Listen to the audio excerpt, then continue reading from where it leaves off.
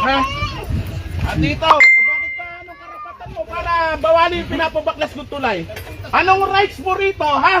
Anong authority mo para BS Garcia to? Lahat ng huli ko ng mga addict na nanggagaling sa barangay mo dito nagdadaan.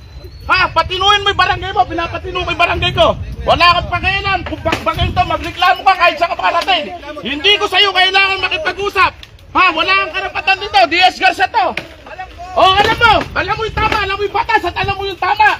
Sinusunod mo, daanan ng mga kriminal. Katulad nung nahuli ko kahapon. Katulad nung nahuli ko kagabi, ha? Nahuli ko kagabi, karnaper, saan dumadaan dito. Lahat ng nahuhuli ko ng mga addict, drug pusher sa barangay mo nagmumula dito dumadaan.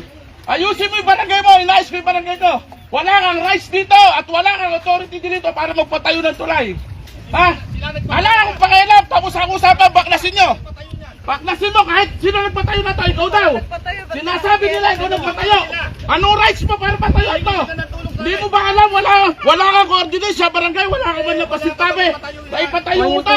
Hindi mo to barangay. Kapitan mo, katagal mo nanukulan, hindi mo alam yung tamang proseso.